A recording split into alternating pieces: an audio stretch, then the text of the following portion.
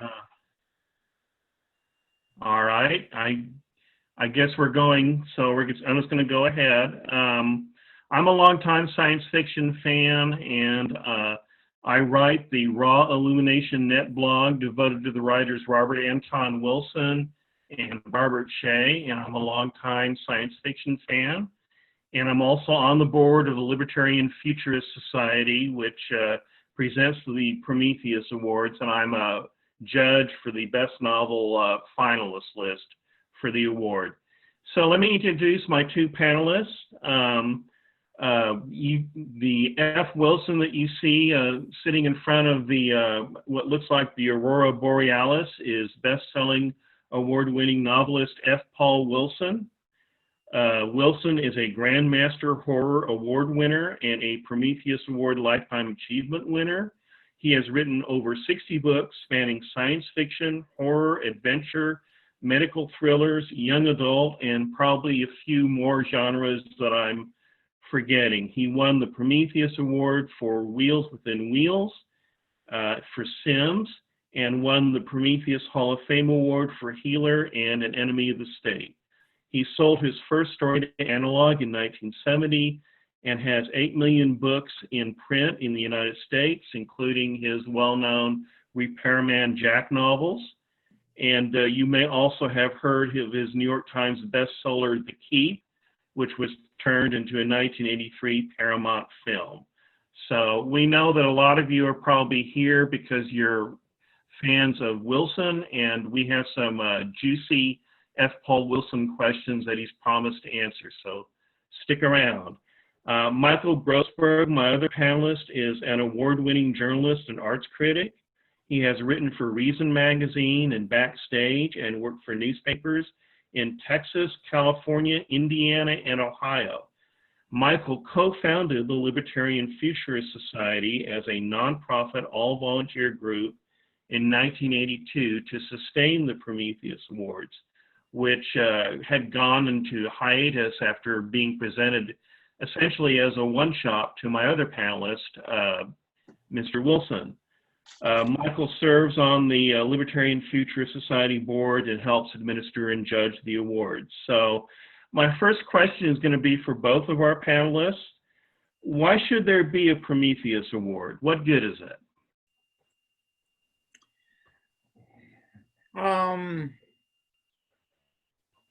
Well, I think it highlights the libertarian ideals. I don't know, it's a hard question to answer. Why should there be anything? For me, it came out of the blue. It was Wheels Within Wheels was my second novel. I decided that I would create a future history based on libertarian principles because I thought in 1970s society, actually less so than now, but in 1970s society, it would be an alien philosophy. And so I just thought, okay, that's something to build on. And when I got the notice that I was getting this Prometheus Award, I had never heard of it, obviously, because it didn't exist before that. And I said, well, geez, somebody noticed. Isn't that something? And that was very gratifying. It was also very encouraging. And so it encouraged me to write An Enemy of the State, which is really a libertarian manifesto. And so in that sense, I think it sort of encourages, at least back then, I don't know what it does now, but back then, I think it encouraged writers to explore the idea of self-ownership and eschewing the initiation of force. I mean, those are the two basic principles of libertarianism. And I think it, and even if you don't really grasp those two principles, at least you were encouraged to be more anti-authoritarian in your writing. So in that sense, I think it's valuable. Whether it's the Hugos, the Nebulas, the Oscars, Tonys, or the Prometheus, I think the laudable goal of all awards is just to recognize talent and outstanding achievement. One always hopes that awards represent more than just a popularity contest. When L. Neil Smith established the Prometheus in 1979, he hoped it would be a beacon of liberty, as Paul suggested, to encourage more freedom-loving SF and libertarian SF writers. Since I organized the LFS, at Neil's request, almost 100 Prometheus Awards have been presented annually for Best Novel and Best Classic Fiction, plus occasional special awards.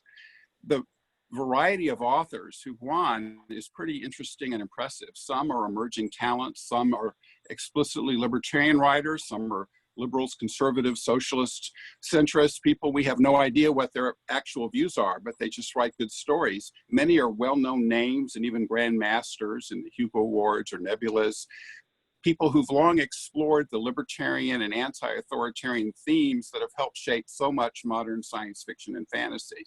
I think perhaps the best long-term benefit of the Prometheus Awards is that we've gradually, cumulatively, over the decades, put together a thought-provoking, entertaining, and illuminating reading list. A list for libertarians, a list for those curious about what libertarianism is or what positive libertarian visions of the future are, but also just a good list for anyone interested in discovering or rediscovering a bunch of good stories. I'm going to ask my next question for Michael. Michael, in the early years of the Prometheus Award, the award usually went to a writer who was a self-declared libertarian writer. But increasingly in recent years, the award has gone to men and women who don't identify as libertarians. And it's also been going to people outside the United States sometimes. What do you make of this change? Have we sold out? Have we become more literary? Have we become more cosmopolitan, or all three? I think the awards have gotten more cosmopolitan and international. We've had winners from around the world. Sometimes it's more literary, but I don't think we've sold out. I mean, I'm wondering, who would we sell out to? What would they offer us, and why would we do it? LFS members who nominate works and vote on the final ballot, and Prometheus judges who select the finalists, we all search diligently every year among the vast literature to find well-written works with imagination, insight, plausible scenarios, and interesting characters that also fit our very distinctive focus on pro-freedom themes. It is not easy finding good works that are eligible for Prometheus. That's our main challenge, and it's the main driver of what actually becomes a nominee, finalist, or winner. Typically, we find just 8 to 12 works worth nominating for Best Novel, with 4 to 6 typically selected as finalists. We always remind ourselves that none of the above is an option. We have not always chosen a winner. So high standards are important. We're also happy to nominate fiction that fits our themes, no matter who writes it or their avowed views. There's no list of official libertarian writers. We always say the award goes to the book, not the author. That means judges consider only the quality and the themes of the story itself, not the author's politics. So I think that is what explains the pattern of what's won over the years as we've all matured. And, you know, part of it's just what people are choosing to write in different years. Yeah, and I would say, Paul, do you remember anything? Go ahead. I would say that people should realize that libertarianism is not an ironclad philosophy. I mean, we have the basic principle, non-aggression and self-ownership. Now, where you go with that can be in a number of different directions. And so there's no orthodoxy. That's what I like about libertarianism. There's no orthodoxy. You can be a libertarian and be pro-abortion, and be a libertarian and for very good reasons be anti-abortion. You can't do that in being a Republican. You can't do that being a progressive. You have to hew to the party line. You know, you're locked in. But I've often said, if you ask 100 libertarians their opinions on whatever topic it is, you'll get 110 responses. Because by the time you've gone through the 100, somebody at the other end has changed their mind. So I mean, it's a fluid type of philosophy. As long as you adhere to those two basic principles, then you're a libertarian. You may not even know it, but you're a libertarian. Paul, do you remember much about that first Prometheus Awards ceremony when you were the first one to get the award? I believe it was another Wilson who gave you the award, Robert Anton Wilson. And how did it affect your career getting that award? Well, I remember the Bonaventure Hotel in LA. I remember meeting so many people. Of course, I'd heard of, Robert Anton Wilson. I'd read the Illuminati trilogy. I think by then I had read Neil's Probability Brooch, but a lot of them I hadn't even heard of before. I didn't even know that there was this libertarian underground. And afterward, I started finding all these, I guess you'd call them fanzines, but they were all very libertarian. I mean, I can't remember the titles, like Third from the Sun and something like that, or Soul 3, or but whatever it was, I started subscribing to them. I never knew Reason exists. I started reading Reason. And see, I existed in a vacuum as a libertarian. I came to it by myself. I went to college in Georgetown, and there were, the Young Democrats and the Young Republicans, and there was YAF, the Young Americans for Freedom. But I never really could identify with any of them 100%. YAF maybe more than others, but they were still very controlled by, hidebound conservatives. They finally broke away. The Libertarians finally broke away at the convention in St. Louis. But, I didn't know that this whole underground existed, and it was fascinating for me to learn about it and to meet other people like thinkers, because in Georgetown, I was a political orphan. I mean, if you were with the Young Republicans and you wanted to legalize pornography and prostitution, it was like, and if you were with the SDS people or something, and you wanted to return to the gold standard or something like that, it was like, they were doing this too. So, I mean, nowhere was home. And I had no idea that this little underground of libertarian, I didn't even have a name for myself. I didn't know I was a libertarian. We didn't have a name. And so it was great to find out that there were others out there who thought like me. And since then, I've been to Pork Fest and things like that. And you really learn that, there's such a variation in what it comes under the libertarian umbrella, that it's not this monolithic type of thing. There's all sorts of variations that it's really, and they're really fun people. My next question is going to be for Michael. 4 decades is a long time to work as an unpaid volunteer for a nonprofit.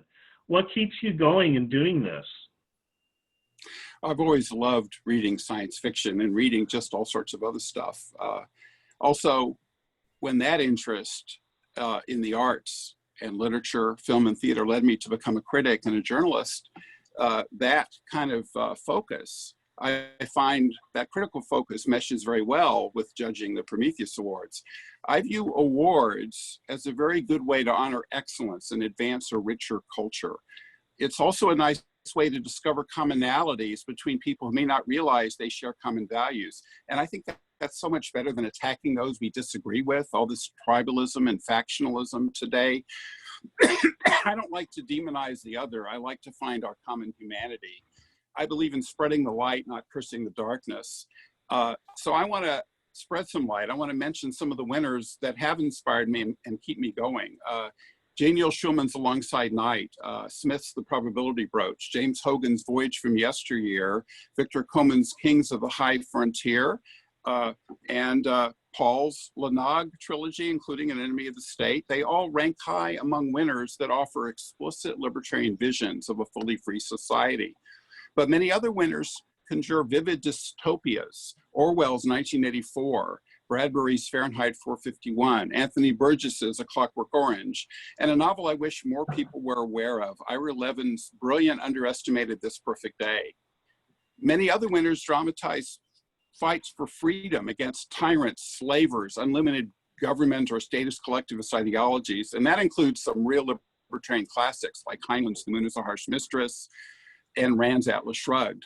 But some of my favorite winners are more impressionistic and resonant and Jungian, cautionary fables like Vonnegut's Harrison Bergeron, Orwell's Animal Farm, and Hans Christian Andersen's subversive question authority parable, The Emperor's New Clothes.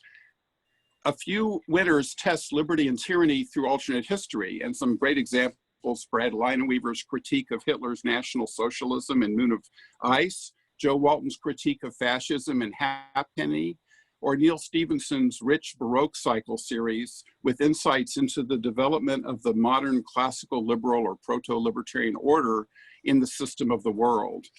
There are just a few winners, and I wish there were more, that emphasize comedy. John Varley's The Golden Globe, Terry Pratchett's Night Watch, his whole Discwork series, in fact, models the actual development of markets and modern civilization through history in very satirical ways.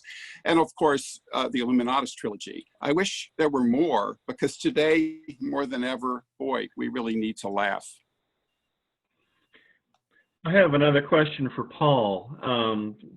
Paul, do your fans tend to come from identifiable groups? Like, do you run into libertarian fans and to horror fans?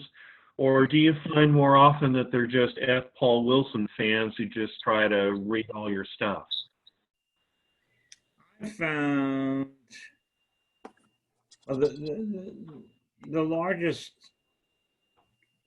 portion of my readers are Repairman Jack fans, and they're not monolithic at all. I mean, I expected an 80% male, maybe 90% male audience, and I go to signings and it's 50% male, 50% female. And so, some of the female readers are more bloodthirsty than the male. So, but I've got some very liberal readers. I've got gun nut readers. I've got very conservative readers. I've got libertarian readers. I mean, because if you read on, it used to be my website used to have most of the readers come there, but now everything's switched over to Facebook. But I mean, some of the comments from my readers, they surprised me, because some of them, you know, Jack is basically, Repairman Jack, he's basically an anarchist, in a true sense of the word. Not that there are no rules, but that there are no rulers for him. And that's a big difference. because the anarchists I know make up rules like crazy. But the thing is, they all make them up and agree on them. So this is the way we're going to live, and these are our rules. But they don't want a ruler. They don't want anyone telling them what to do. They're going to decide what their rules are.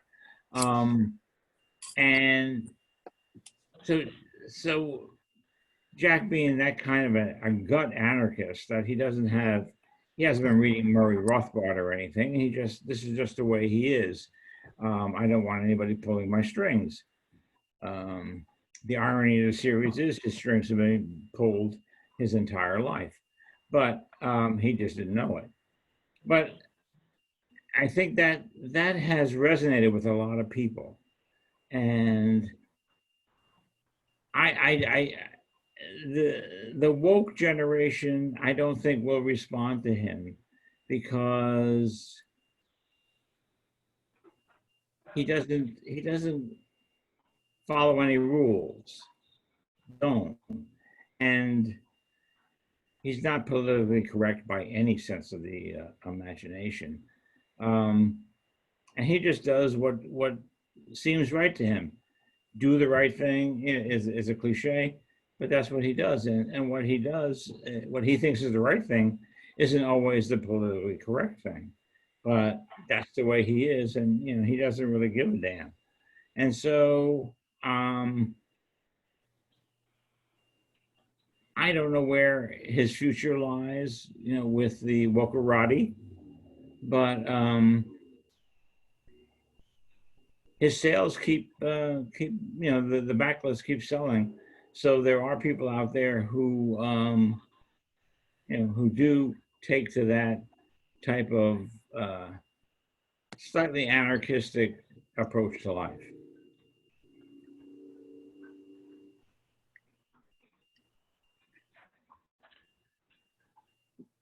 And Paul, if I can ask a follow-up question, how do you feel about being labeled a libertarian writer or a libertarian science fiction writer? Do you see that as limiting, or are you okay with it as long as people know that doesn't tell the whole story? Well, the after I'd written Healer, my first novel, and then Wheels Within Wheels, which won the Prometheus Award, and then I wrote, really, as I said, An Enemy of the State is a libertarian manifesto. I heard people refer to me as that libertarian science fiction writer. And I said, oh, I'm in a pigeonhole. They're going to label me and stick me away, and that's what I'm going to be. So, my other love in fiction was horror. And by that time, Stephen King had opened up the horror market, and everyone was doing small town horror, after Carrie and Salem's Lot. And I said, well, I'm a horror fan, but I'm going to do widescreen horror. I'm going to do The Keep. And it was a huge success. I mean, an international bestseller, because nobody was writing that at that time. And so that's when I switched gears and stopped being a libertarian science fiction writer and became a horror fiction writer. All right, I'm going to ask a question for Michael again. After 4 decades, how have public perceptions of the Prometheus Award evolved? I think they have evolved. I think from the start, libertarians and libertarian SF writers very much appreciated it, but gradually, but steadily, a lot of other authors in science fiction and publishers increasingly came to respect it as they saw who we were nominating, who the finalists were, and who the winners were. We started to see in the 80s a lot of publishers putting Prometheus Award finalist, Prometheus Award winner on the covers of the paperback editions that would come out after our award nominations. And just recently, in the past year, we've been very pleasantly surprised by several major articles published in respected publications that favorably mention the Prometheus Awards or the Libertarian Futurists, including a very nice Tor.com feature examining the Prometheus Awards as a rare specialty award that has lasted 40 years with, quote, results as remarkable as the award's longevity. Let me quote something else from Jordan Alexander Hill's article. I'm sorry, it was, no, not his article. Yes, his article says, quote, the LFS ranges far outside the borders of conventional American libertarian thought with equally diverse selections on the nominee lists. Recent winners and finalists are a reminder of just why following this particular award can be rewarding for readers of all stripes. We were quite surprised and pleased by that. Even more favorable was another article that came out in June in Quillette, Jordan Alexander Hill's feature in this international online magazine that has a sort of a maverick liberal civil libertarian perspective, was titled The Libertarian History of Science Fiction. Here's a quote. It's 2020, and though socialism is again in vogue, libertarian SF is showing no signs of waning. Libertarian-leaning authors have had an outsized, lasting influence on the field. Libertarians even have their own SF literature awards. The soil of speculative fiction has the right nutrients for the flourishing of libertarian values. Unlike most ideologies that advocate forms of protectionism and Luddite restrictionism, the libertarian outlook values choice, freedom, and market solutions. Another element, certainly, is a general openness to radical new ideas in SF and an instinctive rejection of stale convention and custom. Perhaps this is why so much of SF expresses itself as dystopian fiction, a genre which by its very nature cannot but take on a libertarian flavor. Totalitarianism, war, and wide-scale oppression is almost always carried out by state force. Liberation accordingly must come in the form of negative rights, that is, freedom from involuntarism. I thought that was very perceptive, and we were quite pleased by that. We got a big boost in our readership and new members. Both articles were very pleasant surprises. I'm going to ask Paul another question. You've won the Prometheus Award 4 times for 4 different novels. Are any of those novels that you've won the award for a particular favorite of yours?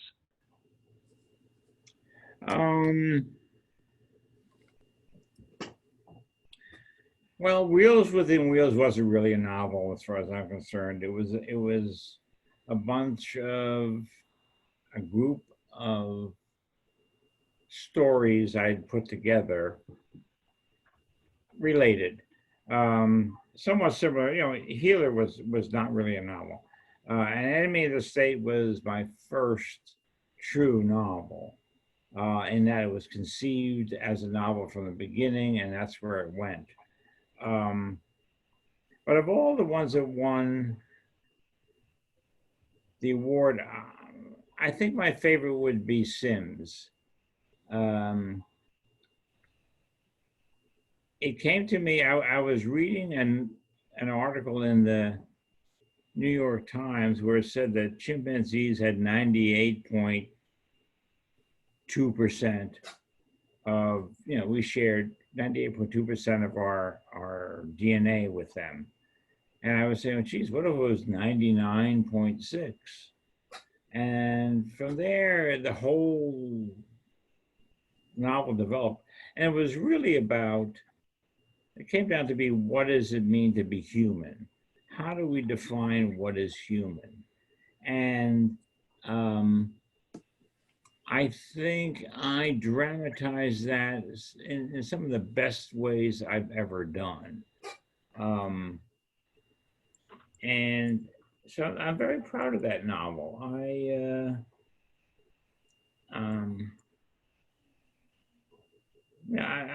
was really gratified that it won the award, because I thought, you know, this is another thing that libertarian is about, is that celebrating what is human. I mean, what we can achieve as human beings, what what we should be and what we can be, and how,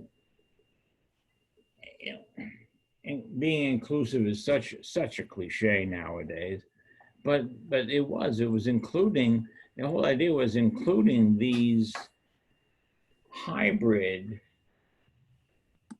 simians. And this one lawyer who's kind of a schmuck, you know, sort of takes on the challenge almost just because he wants to get even with somebody. And then he becomes involved and says, yeah, you know what? It's, you know, it's not whether they're human. And this is the law. This is where the law comes in. And my brother-in-law helped me with this.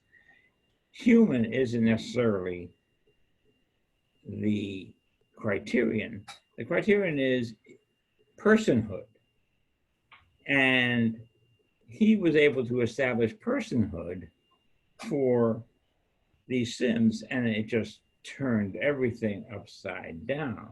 And, you know, there are lawyers trying to do that now. I mean, they weren't at that time that I knew of, but, you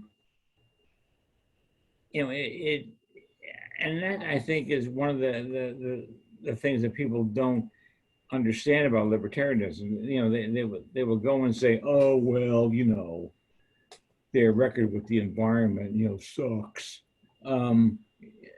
That's not the point. The point is principle.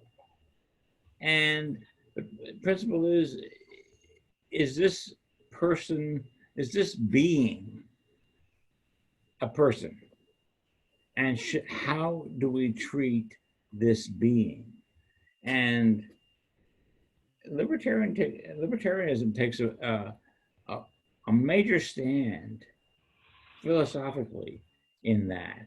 And it's not written anywhere, but it's implied, and it's something that I think, you know, we need to pursue philosophically and even legally.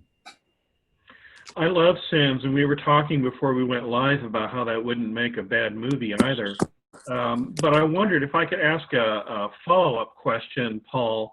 Out of your dozens of books, what is your favorite book? And kind of a similar question, out of your dozens of books, is there any one book that you thought was maybe overlooked a little bit and should have made a bigger splash?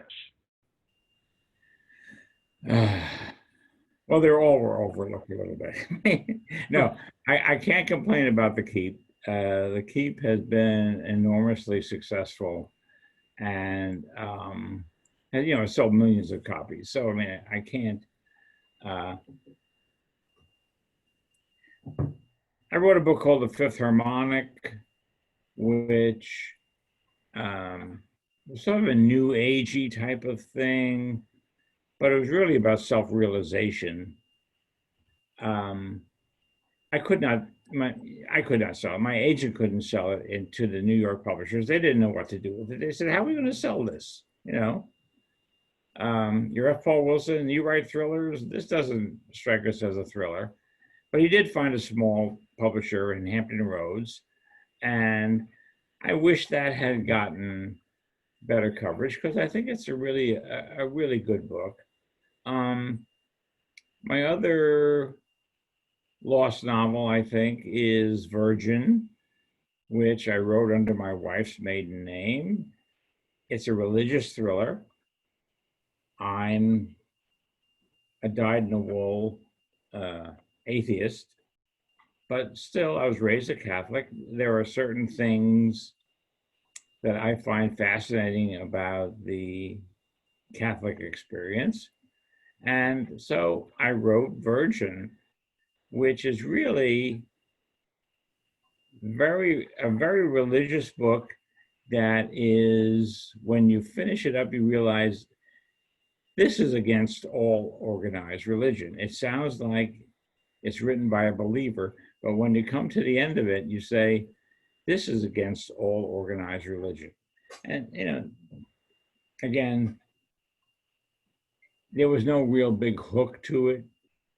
So, you know, and I've had people read it on and do reviews on Amazon, say, "Oh, Wilson's getting onto the Dan Brown bandwagon," and these morons, if they would just look at the copyright date, it was 7 years before the Da Vinci Code.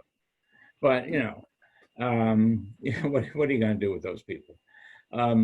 So, I was a little bit ahead of the time, but again, nobody pushed it, and it was one of those books that got lost. I mean, I like all my books. I mean, if I didn't like it, I wouldn't send it out to be published. It's just, life is too short to put out bad stuff and have it, because it never goes away. You put out something bad, it's there forever, especially with the internet. I'm going to ask Michael a question again. Michael, has any writer refused to accept the Prometheus Award or expressed any displeasure at getting it? No one's ever refused the award or expressed displeasure. Just once, though, there was a mainstream New York-centric and very literary publisher that seemed nonplussed about a nomination and declined to cooperate with us, which publishers have always done before and since. We never found out why. They never explained. It was our first contact with them, so they had no idea who they were. That didn't help. We suspect it was because they almost never published SF, tended to look down on SF as low-class genre pulp fiction, and we got the definite feeling that they were focusing on major literary awards like the National Book Award. So we just chalked it up to, okay, it's their old-fashioned attitude, and that reactionary prejudice against F is something that certainly the LFS categorically rejects, because SF is and can be great literature, going all the way back to Swift's great satire Gulliver's Travels and Mary Shelley's Frankenstein, whose subtitle is coincidentally The Modern Prometheus. And I have a follow-up question for you, Michael. Has any Prometheus Award-winning author been especially gracious about getting the award? So many have, it's hard to pick one out. In their Worldcon and NASFIC acceptance speeches, virtually all writers, including several Hugo-winning veterans, have displayed deep appreciation and knowledge of the Prometheus. Let me share some examples. Cory Doctorow, a three-time Prometheus winner for Best Novel, including my favorite of his, Little Brother, recognized the kinship between libertarians and civil liberties liberals concerning government censorship, privacy invasion, and control in this very ominous era we're in of the national security state. Let me quote from Ramez Nam, who won the 2014 Best Novel Award for Nexus. He said, "It's a great honor to win this award. I have a great respect for the intellectual rigor and honesty of this award that you can see by the fact that more than half of the winners in part are probably Marxists or socialists. At least as many Marxists or socialists have won this as libertarians in the past. I think this is a testament to the honesty of the award by awarding it to whatever book and author has most advanced liberty from whatever end of the political spectrum it has come." Also, Danny and Eaton Collin, they won the 2010 Best Novel Award for The Unincorporated Man, the first of a very interesting interstellar series. They said, of all the awards in science fiction we thought we'd need, the Prometheus Award, above all others, became the one we truly wanted. Here's why. First, the honkin' gold coin is frackin' awesome. Second, liberty must be championed and valued. Of the myriad awards out there, only the Prometheus recognizes this essential fact. Third, the authors we respect the most have all won it. And finally, the honkin' gold coin is frackin' awesome. Finally, let me quote from Charles Stross. He won the 2007 Best Novel winner for Glass House. He said, "I'd like to start by saying that Ken MacLeod is very sorry he couldn't be here to accept the award for the novel he didn't write this year. So he sent me instead just to continue the tradition of Scottish socialist excellence in libertarian science fiction. Having said that, I was slightly surprised to win. Having seen the long list of nominees, I'm very surprised to win because there's some excellent fiction on the list. In retrospect, I can see why Glass House was of interest to the Libertarian Futurist Society, because while the politics in it is implicit rather than explicit, the focus of the novel is very much on issues of individual responsibility and identity and how to behave in a coercive society." Those are typical. I have a question for both of you guys. L. Neil Smith, who's the guy who originally created the Prometheus Award, has suggested that the Hugo Awards have become kind of a left-wing award. and that the Prometheus Awards provide an award for writers who otherwise would not have a chance to win a Hugo, no matter how good they are. Does he have a point?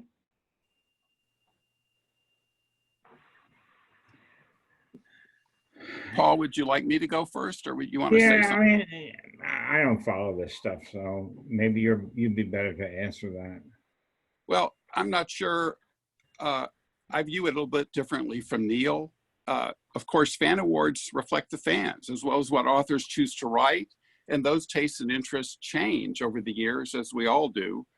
I do wish more writers would publish stories exploring libertarian or anti-authoritarian themes, because if they did, we'd nominate them if they were well-written, plausible, fresh, lively, and readable. Sometimes our award honors work that is not recognized elsewhere, like the emerging libertarian SF writer Travis Corcoran, who's won the 2018 and 2019 Best Novel Awards for The Powers of the Earth and its sequel. I should mention that libertarians,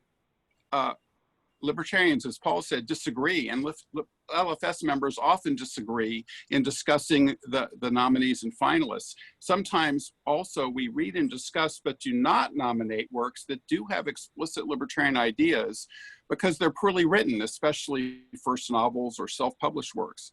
But it's also true that many of our finalists and winners historically overlap with the Hugos, with the time lag for our Prometheus Hall of Fame.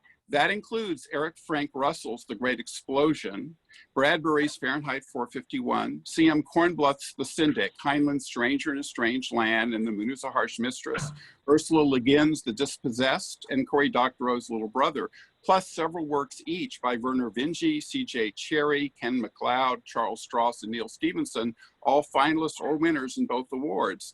In fact, SF has always had a strong libertarian strain within it, since freedom is highly correlated with innovation and progress in both technology and society. I applaud also the broader range of characters in modern fiction as reflected in both awards. That includes more gay, lesbian, and transgender characters, people of different colors, cultures, ethnic backgrounds, and attitudes. If the writing is good and avoids stereotypes, I think it makes stories more interesting. I don't think that trend is left-wing or progressive. It's libertarian or classical liberal in spirit, because it embodies mutual respect for people leading their own lives as they choose. And it has an optimism about the possibility of a sustained, free, and diverse society that flourishes through cooperation, the civilized alternative to the institutionalized coercion that defines all government. Guys, we've been giving out the Prometheus Award for 40 years, so if you count the Prometheus and the Prometheus Hall of Fame Award, we've given the award to dozens of works. Do you guys have a personal favorite among the works that have won the award?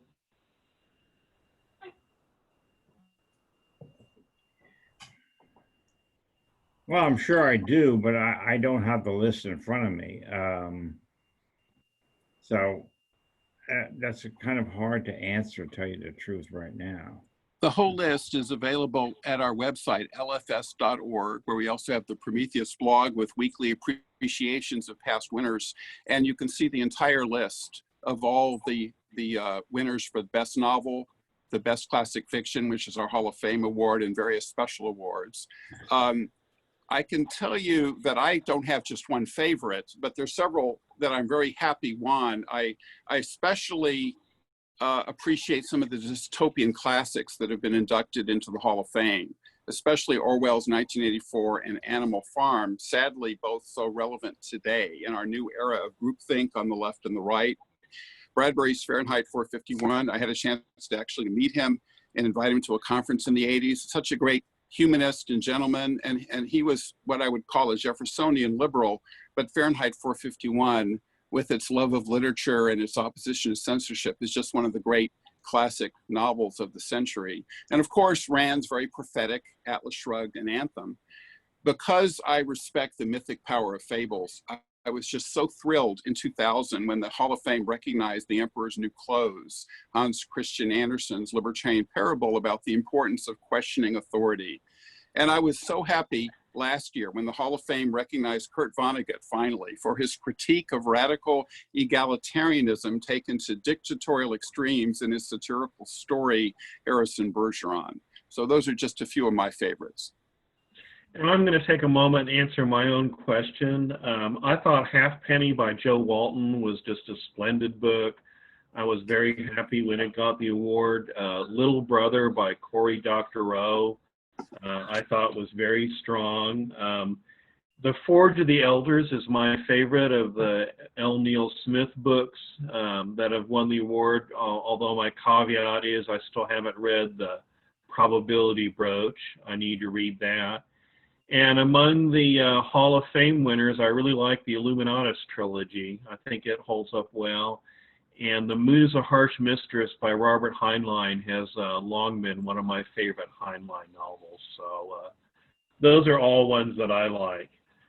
So, you know, we've been treated really nicely by ConZealand, and those guys have done a great job of replicating the Worldcon experience online. But I wanted to ask Michael, how has the Prometheus Award generally been treated by Worldcons? Have they been cooperative in letting us present the award at the Worldcon? And what's it been like over the 40 years? We've been treated very well with great respect and help. And we respect them because it's all volunteer work. It's a huge, huge project. You can spend all your spare time for a year just being on the programming committee and scheduling and doing the award. So you have to have some patience with that. But they have always been so cooperative with us. We've always had a place at the Worldcon where we've requested it. Sometimes if it's overseas and we don't have someone going there, we've sometimes also presented it at the NASFIC. In some cases, our award has been showcased before crowds of over 1,000 people. My favorite. One minute warning, Michael, so wrap it up really quickly. Go ahead. Well, I want to also end by thanking ConZealand folk because their hospitality with us this year and also their ability to pull off the first full virtual Worldcon is impressive. And we so much appreciate them making room to include the LFS with this timely celebration and panel on the 4-decade anniversary of the Prometheus Awards. All right, I thought we were going to have a little bit more time. I'm going to try to squeeze in one more question really quick for Paul. Is there a Repairman Jack movie coming out anytime soon? I don't want to promise anything. There are some new players involved. There could be either theatrical or a online streaming type of show.